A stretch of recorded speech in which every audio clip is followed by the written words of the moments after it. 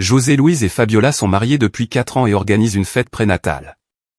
José Louise tenait beaucoup à ce que la révélation de leur premier enfant soit un garçon, car il avait une fixation et un désir pour les enfants de sexe masculin. Il pensait que ce serait la continuation de son nom et de sa famille. Fabiola, quant à elle, souhaitait simplement que son enfant soit en bonne santé, quel que soit son sexe. Tout se prépare, les invités sont réunis et les caméras filment la fête. Les feux d'artifice de la fête étaient sur le point de révéler le sexe de l'enfant. C'est alors que Fabiola a dit, si c'est un garçon ou une fille, il sera le bienvenu. Mais José Louise a dit sérieusement, pas question. Je ne veux pas d'une fille, je veux un enfant mâle comme moi. Ce sera mon héritage et la continuation de mon nom de famille. Fabiola reste silencieuse, écoutant son mari, ne voulant pas se mettre dans l'embarras devant tout le monde alors que les invités sont impatients de connaître le sexe de l'enfant. Lorsque le ballon a été crevé, les confettis se sont révélés roses. L'excitation de José Louise se transforme alors en frustration et il s'écrie « Je ne veux pas d'une fille, je veux un fils qui soit un homme comme moi. Cette fille ne me servira à rien. » Fabiola tente de calmer José Louise, mais celui-ci est furieux. Il a commencé à détruire les décorations et à jeter les invités hors de la fête, tout en endommageant les caméras et les films. L'un des caméramens a toutefois réussi à s'enfuir et à sauver la vidéo. Il est monté dans sa voiture et a quitté les lieux. José Louise ne s'est pas soucié du caméraman qui s'est enfui. José Louise se révèle alors à Fabiola et lui dit « Voilà une vraie femme. Elle est enceinte et attend mon enfant. Et c'est un homme, pas ce bâtard qu'elle porte dans son ventre. » La maîtresse se dévoile et dit s'appeler Daniela.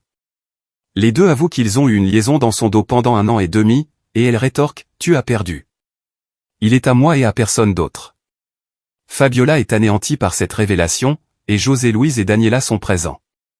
Fabiola quitte les lieux en s'arrêtant auprès de quelques personnes qui ont sympathisé avec la femme. Le lendemain, José Louise signe les papiers et un document renonçant à ses droits parentaux, afin de ne pas payer de pension alimentaire à son enfant à naître. Fabiola est totalement déconcertée, mais elle parvient à aller de l'avant avec le soutien de sa famille, de ses amis et de ses proches qui n'ont pas laissé tomber la jeune femme célibataire. José Louise et Daniela, quant à eux, vivent leur conte de fées, au terme de leur grossesse, naît le fils de Daniela et José Louise, qu'ils prénomment Alberto. José et Daniela s'en réjouissent. Quelques mois plus tard, la fille de Fabiola naît et elle la baptise du nom de Véronica. La petite fille devient le soutien de Fabiola. Elle élève Véronica avec tout son amour et son affection. Malgré tout ce qui s'était passé, elle ne voulait pas que sa fille ait une mauvaise image de son père. Mais Alice, la sœur de Fabiola, lui dit « Ma sœur, tu ne dois pas élever ta fille dans le mensonge. Un jour, tu devras lui dire la vérité. Réfléchis Y pour ne pas mettre ta fille dans l'embarras. Une vie de mensonge ne peut que faire souffrir. Je connais plusieurs cas de ce genre et ils ont tous conduit à des problèmes. » Cela a vraiment incité Fabiola à réfléchir à la situation et à écouter les conseils de sa sœur. 3 ans plus tard, Daniela tombe à nouveau enceinte, un autre garçon naît et s'appelle Fabricio. La joie de José Louise n'en est que plus grande et il est encore plus déterminé à avoir 2 garçons. Tandis que Fabiola élevait sa fille pour qu'elle devienne une bonne personne, José Louise et Daniela gâtaient leurs enfants, répondant à leurs moindres caprices. Le temps passe et Véronica a 10 ans.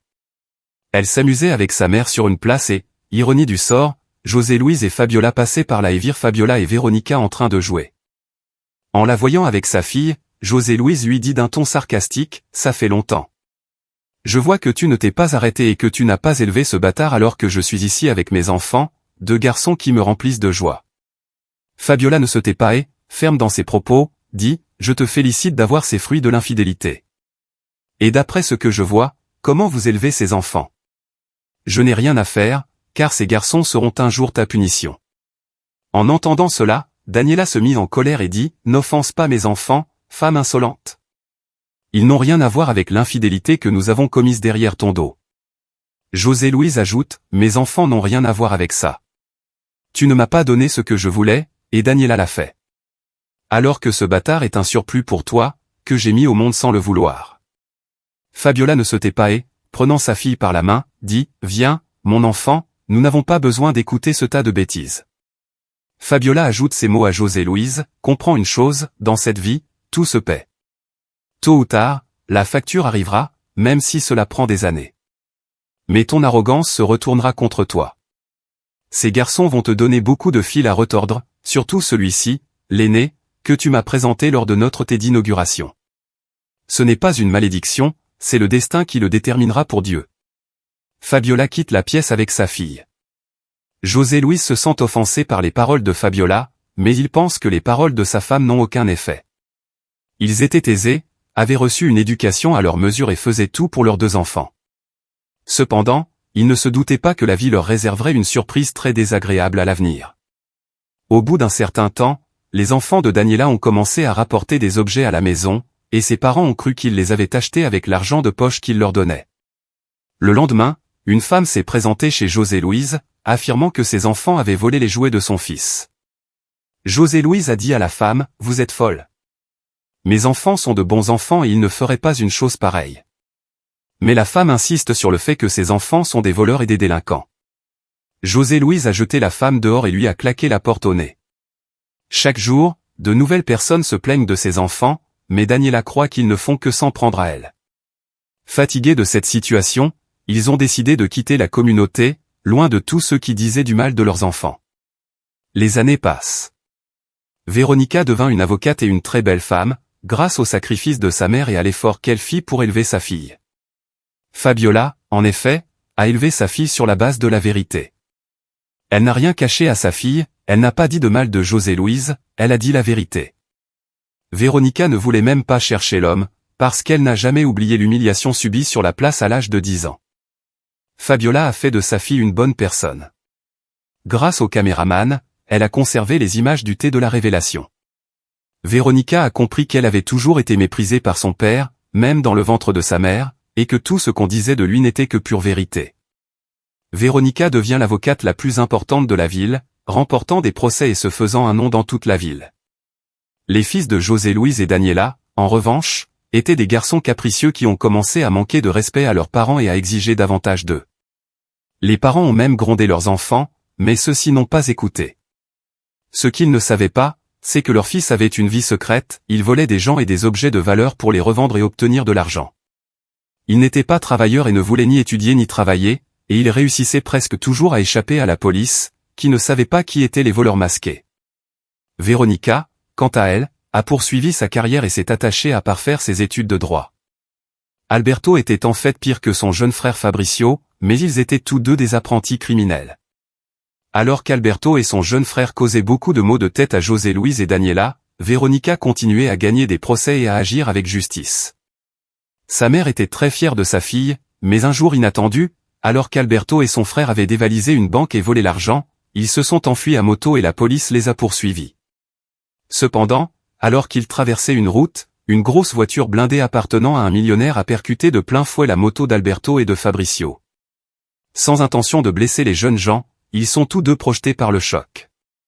Le plus jeune fils, Fabricio, a été gravement blessé par la force de l'impact, mais Alberto a subi des conséquences bien plus graves, il a perdu le mouvement de ses jambes et s'est blessé à la colonne vertébrale.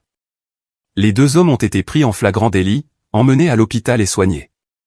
Le conducteur s'est enfui sans porter secours et, quelques heures plus tard, il s'est présenté sous le nom d'Estevao, qui a été inculpé pour omission de porter secours et a fait appel au service du meilleur avocat de la ville. Ironie du sort, Véronica a été engagée par Estevao pour s'occuper de son cas et a avoué à son avocat qu'elle n'est pas venue en aide aux jeunes gens qu'elle a frappés parce qu'elle a reconnu la moto que les agresseurs utilisaient. Il y a quelques jours, il a vu qu'il s'agissait des agresseurs qu'il avait volés à un feu rouge, il s'est donc enfui et n'est pas venu à leur secours. Véronica avait promis d'aider Stephen, qui était un père de famille, veuf et père de 2 enfants, un garçon appelé Ivan et une fille appelée Alba. Lorsque José Luis apprend que ses enfants sont à l'hôpital et qu'ils sont les agresseurs qui volent les gens du quartier. Ils ont été très inquiets de voir que leur nom était dans la boue. Ils ont tout fait pour étouffer l'affaire, mais en vain, car l'identité de leur fils a été révélée et tout le monde en ville l'a su. Alberto et son frère sont pris en charge et attendent d'être jugés. Un jour, alors que Estevao se rend chez Véronica pour parler de son cas, il reconnaît Fabiola, la mère de Véronica. Sur place, ils se saluent et se serrent la main. Il s'est avéré que Estevao avait été un camarade de classe amoureux de Fabiola, qui, à l'époque, ne l'aimait qu'en tant qu'ami et n'éprouvait pas les mêmes sentiments, car elle était amoureuse du beau José Luis. Bien qu'il ait le cœur brisé, Estevao accepte la décision de Fabiola et déménage dans un autre état. À sa mort, un oncle éloigné lui a laissé un important héritage, car il était son seul héritier. Il épouse une femme avec laquelle il aura une fille, Vania. Quelques années plus tard, sa femme meurt d'une maladie incurable et il passe les années suivantes seul et veuf. Au cours d'une conversation avec Fabiola, qui se souvenait du bon vieux temps, Estevao lui dit « Je vois que tu as eu une belle fille. Cette fille doit être votre fierté, et José Luis doit être très fier d'elle aussi. » Fabiola explique tout à Estevao, lui parle de sa relation avec José Luis, du rejet de sa fille par son père, de son mariage raté et de son regret de ne pas avoir accepté Estevao dans le passé. Estevao, consolant Fabiola, a déclaré « Au moins une bonne chose est sortie de cette relation, cette belle petite fille, qui n'a rien à se reprocher. Nous commettons tous des erreurs, mais si la vie nous donne une seconde chance, il faut la saisir. Même si j'ai aimé ma femme de toute mon âme, je n'ai jamais cessé de penser à toi, et je crois que c'est pour cela que la vie nous a réunis. » C'est ainsi que les anciens sentiments renaissent entre eux. Véronica était heureuse que sa mère ait enfin trouvé quelqu'un qu'elle aimait vraiment, et toujours une ancienne flamme de son passé. Fabiola s'était sacrifiée pour elle pendant des années et méritait d'être heureuse.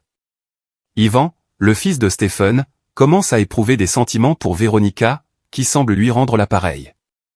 Ironiquement, l'atmosphère était à la romance, le père avec la mère et le fils avec la fille. Le destin semble mettre les choses à leur place. Fabiola regrettait vraiment de ne pas avoir répondu à Estevao dans le passé, mais la vie lui donnait maintenant une nouvelle chance de corriger son erreur et de mettre de l'ordre dans sa vie avec son ancienne passion, tandis que lui continuait sa vie comme si de rien n'était. José Luis et Daniela ont appris par des connaissances que leur fille Véronica était l'avocate la plus importante de la ville. Il a donc décidé d'appeler Fabiola pour lui demander de l'aide, pensant que parce qu'elle était sa fille et la sœur de ses enfants, elle ne les laisserait pas seuls. José Luis et Daniela ne tarderont pas à le regretter. Après de nombreuses années, il a appelé Fabiola pour demander l'aide de sa fille, et Fabiola lui a dit « Qu'est-ce que tu veux ? Je n'ai rien à faire avec toi ici. Tu ne devrais même pas m'appeler, c'est très mal poli de ta part. » José Luis a répondu « J'ai besoin de l'aide de notre fille. Elle doit aider ses frères. Ils vont être jugés et nous n'avons pas assez d'argent pour payer un bon avocat. Elle pourrait nous aider. » Fabiola, voyant l'audace de son ex, s'indigne « As-tu oublié que tu as dit que tu ne voulais pas d'enfant de sexe féminin ? Que notre fille était une bâtarde ? Et je vois que tes enfants mâles, que tu voulais tant, se sont révélés être de vrais œufs pourris. » José Luis, plaidant, a déclaré « Je sais que j'ai fait beaucoup d'erreurs dans le passé. Je suis humain comme tout le monde et j'ai besoin de l'aide de notre fille. Ce n'est pas le moment de me jeter le passé à la figure. Elle ne peut pas abandonner son père au moment où j'ai le plus besoin d'elle. » Mais Fabiola lui répond fermement, « Tu as fait des erreurs et tu dois en assumer les conséquences. Tu n'as pas le droit d'exiger quoi que ce soit de notre fille. As-tu oublié que tu as signé les papiers de renonciation à tes droits parentaux ? Véronica n'a donc aucune obligation envers vous. Tu n'as pas le droit d'exiger quoi que ce soit de notre fille, ni de lui demander de l'aide. Tu n'es plus rien pour elle, pas question. Tu as payé. Alors ne jouez pas à la victime maintenant. » José Luis a déclaré au téléphone qu'il n'avait pas oublié et qu'il était prêt à faire n'importe quoi. « Je vais aller au bureau d'enregistrement pour annuler cette démission et enregistrer Véronica, si nécessaire. » Cependant, Fabiola a précisé que la situation était irréversible et qu'il n'y avait rien à faire pour l'instant. Daniela, hurlant au téléphone, dit à Fabiola, « S'il vous plaît, aidez mes enfants. Dites à votre fille d'aider ses frères. Je ferai tout pour sauver mes enfants. Vous ne pouvez pas nous faire ça, s'il vous plaît. » Fabiola, fatiguée, dit à José Luis et Daniela, « Ma fille n'a pas de frère criminel. Elle a déjà pris l'affaire en main, elle est du côté du chauffeur qui a écrasé vos enfants. Elle va défendre sa cause, elle est déjà au courant de tout, elle est déjà au service de cet homme. Si vous voulez son aide, cherchez-la vous-même, car je ne lèverai pas le petit doigt pour vous. Et le chauffeur, Estevao, un ancien amour du passé, que vous connaissez, il est millionnaire. Il m'a invité à sortir et nous revivons le bon vieux temps. Je regrette de ne pas l'avoir épousé au lieu de toi, mais maintenant je peux corriger l'erreur que j'ai faite. Tu fais partie du passé. » En entendant cela, José Luis dit, « Tu préfères donc te ranger du côté de l'homme qui a essayé de tuer les frères de notre fille ? Et maintenant que ton ancienne flamme est millionnaire, tu me tournes le dos ? Même si je t'ai trahi dans le passé et que je t'ai humilié, je ne t'ai jamais laissé manquer de quoi que ce soit lorsque nous étions mariés. Je t'ai tout donné. Tu devrais au moins m'aider, compte tenu des quelques années de mariage. Quelle ingratitude! Fabiola, indignée, rétorque, c'est toi qui as choisi cela, pas moi. Et tes enfants ne sont absolument rien pour moi. Si j'avais épousé Étienne et non toi, c'est lui qui aurait été le père de ma fille, ce qui aurait peut-être été mieux, évitant bien des maux de tête. Mais la vie m'a donné cette fille de votre part pour une bonne raison. Maintenant, ni ma fille ni moi n'avons besoin de vous. Reste avec ta maîtresse et tes grands-enfants, qui t'ont donné tant de joie. Puis Fabiola, ne voulant plus écouter les sottises de son ex-mari, raccrocha au nez de José Louise. Daniela et José, très attristés par les propos de Fabiola, décident de partir à la recherche de Véronica. Ils ont trouvé son numéro de téléphone, ses réseaux sociaux et tout le reste. Véronica a refusé de voir son père. Daniela, jusqu'au jour du procès de son frère Alberto, et son jeune frère Fabricio, évitaient leur père autant que possible. Ils tentent de se rapprocher par tous les moyens, mais en vain, elle poursuit librement son amitié avec Ivan.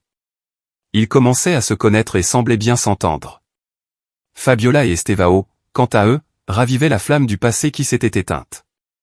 Tout se passe très bien.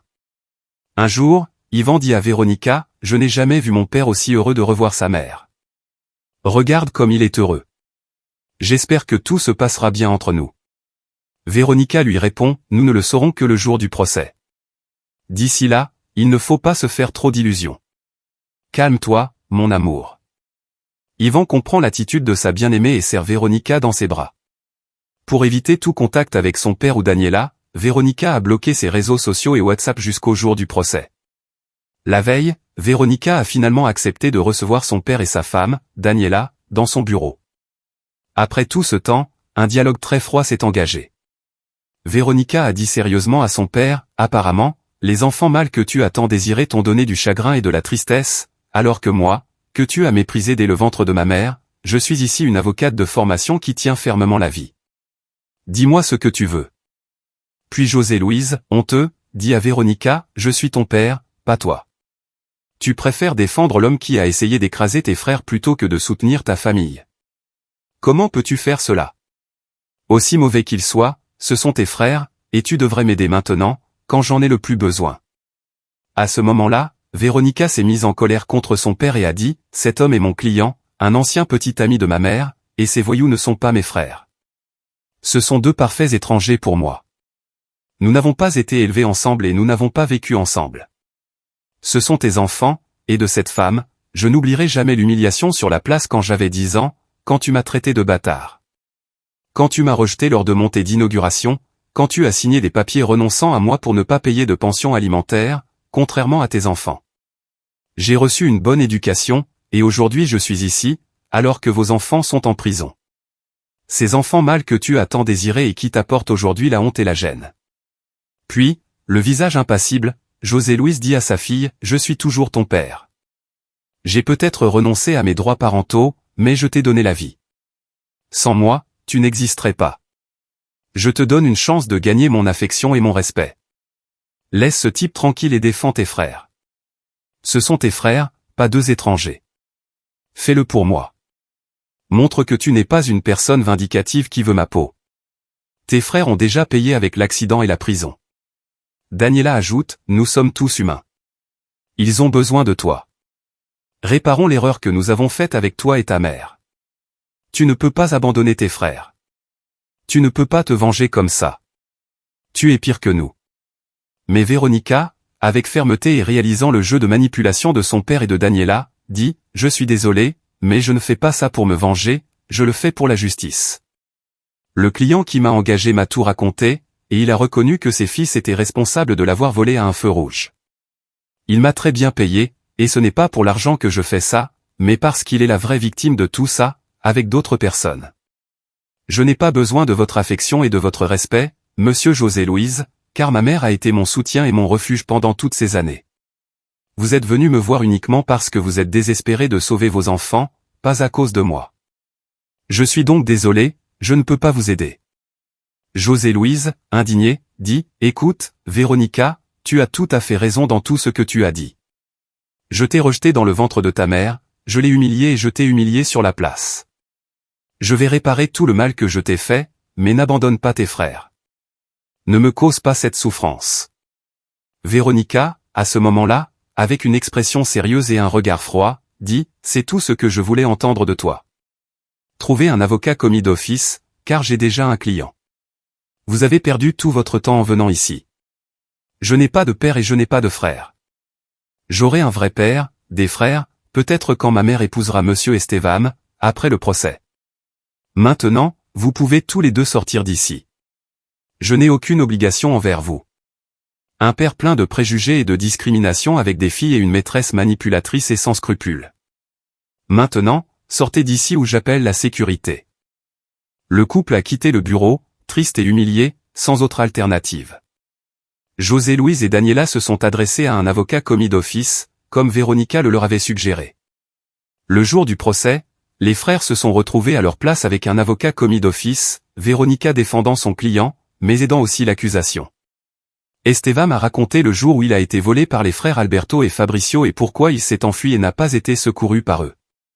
Bien que l'avocat des frères ait tenté de justifier les actions de son client, Véronica s'est très bien débrouillée au cours du procès, prouvant qu'elle est vraiment une excellente avocate. Véronica et le procureur semblaient former une véritable équipe, tous deux se sont très bien comportés au cours du procès. À chaque témoignage et déclaration, José Luis et Daniela avaient honte d'eux-mêmes devant tout le monde. Ils ont tenté par tous les moyens de sauver leurs enfants et même de faire bonne impression sur le jury. José Luis jouissait même d'un certain respect de la part de tous, mais Véronica allait bientôt montrer à tous le vrai visage de José Luis. Elle a dit, « Tout le monde ici pense que cet homme et cette femme sont des gens charmants, mais aujourd'hui, vous allez tous rencontrer cet homme. » Et Véronica, avec tout son courage, a raconté toute l'histoire de sa vie et tout ce que José Luis et Daniela avaient fait à elle et à sa mère dans le passé.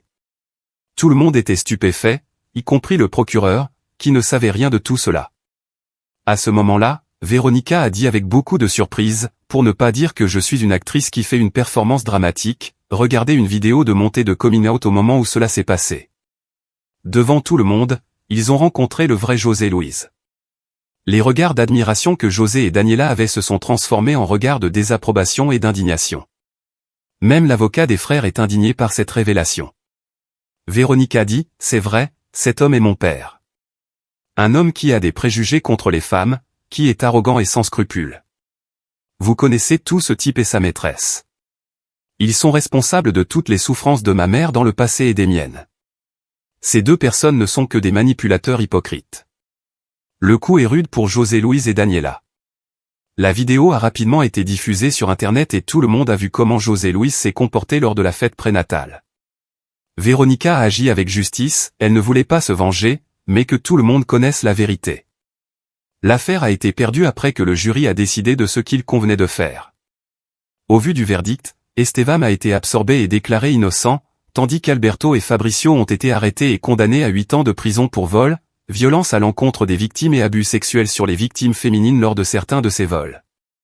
Avant d'être arrêté, Alberto s'est tourné vers Véronica et lui a dit « J'espère que tu es satisfaite, petite sœur.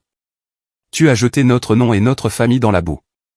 Ta vengeance s'est déroulée comme tu le souhaitais. » Véronica rétorque fermement à son frère, « Je t'ai déjà dit qu'il ne s'agit pas de vengeance, mais de justice. Alors va en prison, et que cela te fasse réfléchir, toi et ton frère, à tes actes devant Dieu. » Après avoir prononcé ces mots, la police a emmené Alberto et Fabricio en prison. José Luis et Daniela se sont pris dans les bras à ce moment-là et ont regardé Véronica d'un air déçu et apathique.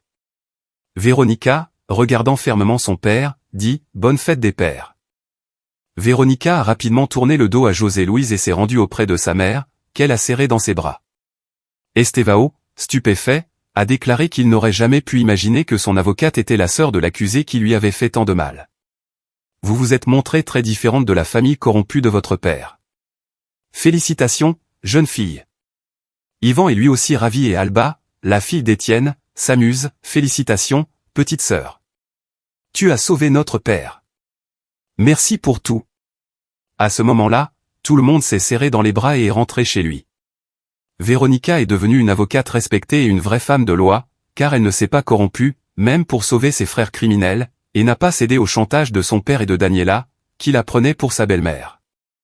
La relation entre Estevao et Fabiola était solide et forte, tout comme celle entre Yvan et Véronica. Après 4 ans de vie commune, les deux couples ont décidé de se marier. Ils se sont mariés le même jour dans la même église. Ils ont organisé une grande fête et un magnifique ballet de mariage a eu lieu devant les invités. Chacun est parti en lune de miel dans des endroits différents. José Luis n'a pas été invité et n'aurait pas pu l'être, car sa fille ne voulait rien entendre de lui. José Luis et Daniela ont attendu que leurs enfants sortent de prison. Véronica et Ivan étaient très heureux, tout comme Fabiola et Estevao. Ironiquement, elles sont toutes deux tombées enceintes de leur mari, Fabiola ayant presque 50 ans, et c'était une grande joie pour Estevao de redevenir père. Elles ont toutes deux eu des enfants, un garçon chacune. La relation était forte dans cette famille, mais avec José Luis et Daniela, les choses allaient de mal en pis. Les amis s'éloignaient, les connaissances tournaient le dos et ils ne pouvaient même plus marcher dans la rue. L'image de José Luis, un homme qui détestait les filles et les femmes, a fait le tour de la ville, et Daniela a également eu honte. Le couple rendait visite à ses enfants en prison tous les jours. Les deux fils, Alberto et Fabricio, semblent regretter leurs crimes et promettent à leurs parents de changer de vie. José Luis a réfléchi à ses actes et s'est rendu compte que son obsession pour les enfants mâles était devenue un rasoir qui lui coupait l'âme. Il se souvient des paroles de Fabiola le jour où il a humilié sa fille Véronica dans le parc et se rend compte qu'il a payé cher. À l'âge de 8 ans, Alberto et Fabricio sortent de prison et retournent vivre chez leurs parents. En raison du temps qu'ils ont passé en prison, ils n'ont pas pu trouver de travail et, comme ils sont allés dans une prison pour hommes, leur dossier de citoyenneté a été sali et ils ont été reconnus comme les voleurs de l'affaire Estevao et Véronica. José Luis, Daniela, Alberto et Fabricio ne savaient pas quoi faire. N'ayant pas d'autre choix et ne pouvant compter sur le soutien de Véronica, ils décident de tout vendre et de s'installer à la campagne, où les offres d'emploi sont plus intéressantes. Ils ne pouvaient pas refuser la vie à la campagne. Ce n'était pas comme la ville, et ils ont dû s'adapter à leur nouvelle vie. José Luis a appris que tous les enfants doivent être acceptés quel que soit leur sexe, mais il l'a appris à ses dépens et s'est souvenu de l'humiliation subie par Véronica le jour du procès, la considérant comme une leçon. José Luis, Daniela, Alberto et Fabricio ne pouvaient même pas lui en vouloir, car elle avait de nombreuses raisons de faire ce qu'elle a fait. Et maintenant, il ne leur restait plus qu'eux-mêmes. Véronica et Ivan étaient heureux avec leur fils. Alba avait elle aussi rencontré un homme bien, s'était mariée et bientôt un autre enfant viendrait s'ajouter à la famille. Estevao et Fabiola étaient très heureux, élevant leur fils avec beaucoup d'amour et d'affection, chassant tout sentiment de préférence dans leur vie. Cette famille était heureuse, tandis que José Luis, Daniela et leurs enfants subissaient les conséquences de leur choix, menant une vie difficile à la campagne, sans les inconvénients de la ville. José Luis n'a fait que regretter le temps perdu et ses choix, motivés par des préférences insensées et immatures. La réflexion d'aujourd'hui est que lorsque nous choisissons d'ignorer, de rejeter ou de rabaisser quelqu'un, en particulier un fils ou une fille, nous devons être prêts à faire face aux conséquences de ces actions.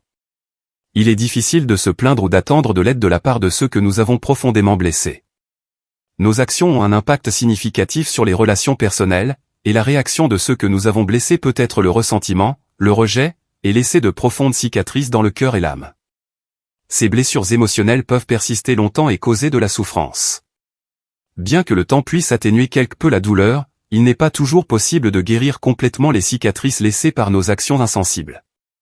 Si vous avez aimé cette histoire, donnez votre avis dans les commentaires et, bien sûr, likez et abonnez-vous.